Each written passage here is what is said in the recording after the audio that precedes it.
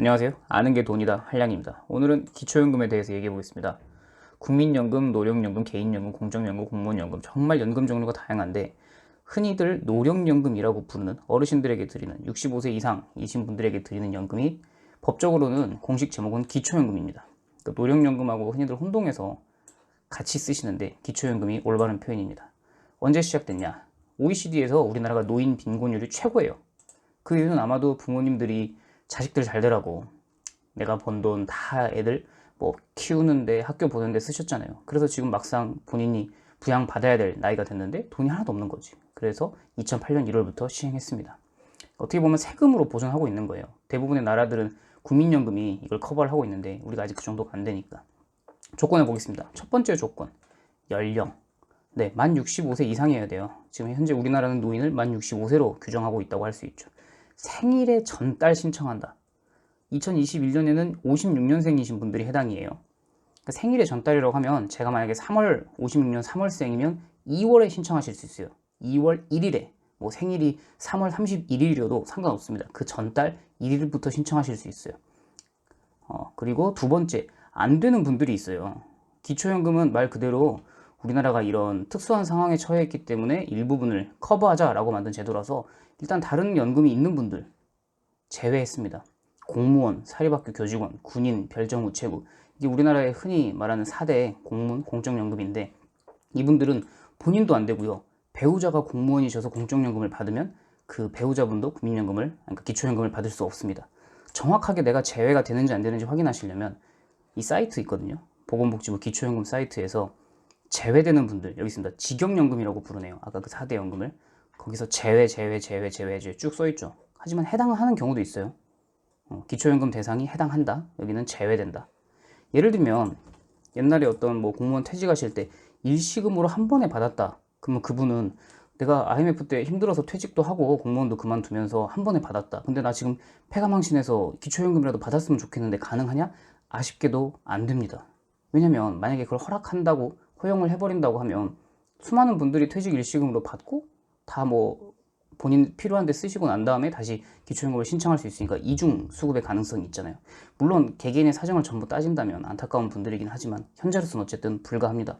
뭐 이건 제도 개선이 필요한 부분일 수도 있고요. 여기 사립학교 교직원 이런 부분도 마찬가지입니다. 근데 여기 보면 유족연금 일시금, 그러니까 이건 부모님이 공무원연금을 받다가 돌아가셨을 때 그걸 이제 유족연금의 형태로 받는데 그분들은 본인하고 상관없기 때문에 기초연금 신청을 할 수가 있습니다. 그래서 이런 분들 제외되는 분들 확인하시고, 그 다음에 세 번째, 이 표현이 우리나라에서 뭔가 신청할 때마다 등장하거든요. 소득 인정액. 근데 참 어렵죠. 일단 기준은 100%다 주는 게 아니라 소득 인정액 기준으로 하위 70%에만 개만 드려요. 그러니까 상위 30%는 안 드린다는 얘기죠. 어떻게 산정하냐? 이게 2020년이고 2021년이 가로 안에 들어있는 금액이 2021년 금액입니다. 뭐 노인이신데 혼자 사셔요. 그러니까 법적으로 혼자란 얘기예요. 이혼해서 혼자다. 부부인데 나 별거 중이야. 일단은 법적으로는 부부면 소득과 재산을 함께 봅니다. 따로 사는데 함께 봅니다. 자녀들하고 사는데 부부만 봅니다. 그래서 1인 기준으로 169만원, 부부면 270만원. 그러면 내가 밖에 나가서 한 200만원을 버는데 그럼 난 169만원이 넘어가네? 아닙니다. 이거는 소득이 아니고요. 소득 인정액이라고 새로 만든 표현이기 때문에 한번 찾아보겠습니다. 소득 두 가지를 합치는 거거든요. 소득 평가액과 재산의 소득 환산액, 이 두 가지를 더했을 때 나온 값이 소득 인정액입니다. 뭔가 수학 공식처럼 좀 어려운데 제가 그래서 이 홈페이지에 보면은 어떻게 계산하는지 방식이 나와 있어요. 소득 인정액을 산정하는 방식이죠. 어렵죠? 말했듯이 소득 평가액과 재산을 소득으로 바꿨을 때 이 환산액, 이 두 가지를 더한 값이 아까 이 금액을 넘지 않으면 선정을 해준다라는 얘기예요. 그러면 먼저 첫 번째 가로 동그라미 1번 소득 평가액을 어떻게 산정하는지 보면은 근로소득에서 96만 원을 빼고 0.7을 곱해서 기타 소득을 더해요. 실제 예를 하나 들어볼게요. 제가 근로를 해서 뭐 아르바이트, 경비원 일을 해서 200만 원을 벌어요. 96만 원을 빼준다고요.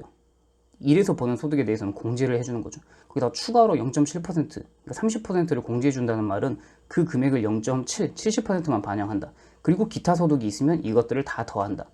그렇게 해서 나온 값이 129만 8천 원입니다. 뭐 사업소득은 뭐 자영업 같은 걸 하실 수도 있고, 재산소득은 이자, 뭐 재산이 늘어나면서 달달이 들어오는 금융소득의 이자 같은 게 있을 거고, 공적이전 소득은 국민연금 같은 거, 다른 곳에서 받는 소득이 있겠죠. 무료 임차소득은 내가 남의 집에 무료로 사는 것을 소득으로 잡아요. 뭐 비율이 있겠죠. 그러니까 나는 지금 집도 절도 없이 남의 집에 공짜로 살고 있는데 그거는 당신에게 혜택이 가고 있으니까 소득으로 환산을 합니다. 그럼 아까 제가 질문을 했죠. 나 지금 뭐 경비 하면서 200만 원 버는데 그러면 나는 내년도 기준 169만 원을 넘어가네? 아닙니다. 보시면 129만 8천 원이 나와요. 이 경우에. 그러니까 내가 그러면 나는 이건 근데 방금 제가 산식에서 만든 숫자는 재산이 0원이라고 가정하면 이거든요. 그러니까 재산의 소득을 다시 또 바꾸는 거 이거죠. 동그라미 2번은 아직 하지도 않았어요. 결국 그럼 얼마 있어야 된다는 거야? 알기 어렵습니다. 뭐 여기에 모의 계산이라든지 자기 걸 입력하는 것들이 있는데 너무 복잡해요. 이 수식들. 근로소득, 내가 지금 어디 사는지, 일해서 버는 게 얼마인지, 물론 입력해 보실 수도 있을 거예요. 근데 자기가 사실 건축물이 현재 얼마인지, 내가 기타 재산이 있는지, 뭐 자동차 값이 얼마인지, 은행에는 얼마 들었는지, 보험금은 얼마 있는지, 이걸 다 자기가 파악하기 어렵기 때문에 일단 신청을 해보셔야 됩니다. 그래야 적합한지 부적합한지 결과를 받아볼 수가 있어요. 어디서 신청하느냐? 읍면동 주민센터로 가시면 되고요. 언제 결과가 나오느냐? 40일에서 60일이 들어요. 심사 기간이. 그래서 아까 보시면은 생일 전달에 신청을 하시게 되면 생일이 들어있는 달에 받을 수도 있고, 심사가 길어지면 또는 그 다음 달에 연기돼서 받을 수도 있습니다. 그렇게 되면 첫 번 달에는 2달치를 한 번에 받거나 또는 3달치를 한 번에 받게 돼요. 그러니까 뭐 일찍 신청할수록 당연히 유리한 거겠죠. 좀 내가 나 생일이 다음 달인데 다음 달에 신청인가? 그렇다면 2달치를 못 받게 되니까 생일이 들어있는 그 전달에 반드시 신청하시기 바랍니다. 언제 주냐? 매달 25일에 주고요. 25일이 빨간 날이면 그 전에 줍니다. 그리고 현금 아니죠. 통장 계좌로 지급해 주고요. 얼마를 주느냐? 이게 그동안은 소득 인정액, 좀 잘 살고 못 살고에 따라서 금액을 다르게 줬거든요.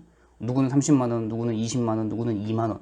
근데 2021년 1월부터 바로 오늘이 지금 2021년 1월 3일인데 바로 시행됐습니다. 일괄 30만 원으로 바뀌었어요. 나는 금액이 좀 적더라. 앞으로는 하위 70%에 해당한다. 기초연금을 나는 받는 사람이다. OX의 문제이지 금액에는 차이가 없어졌습니다. 일괄적으로 30만 원. 이번에 예산이 통과가 되면서 어르신들이 좀 혜택을 더 많이 받게 됐죠. 당장 1월부터 시행이고요. 별도 신청이 필요 없습니다. 왜냐하면 그 소득 정보라든지 이런 걸 전부 정부에서 알고 있기 때문에 그냥 기초연금 원래 받으셨던 분들은 내가 이번 달 25일부터는 30만 원으로 늘어나겠구나 라고 생각하시면 됩니다. 뭐 이런 내용들이 좀 복잡해서 상담을 먼저 한번 하고 가고 싶다라고 하시는 분들은 여기 보이시죠? 보건복지부 129 국번 없이 129를 누르면 보건복지부 콜센터가 나오기 때문에 한번 상담을 해보시기 바랍니다. 자, 아는 게 돈이다 한량이었고요. 많이들 신청하셔서 필요한 혜택들 받으시길 바랍니다. 안녕.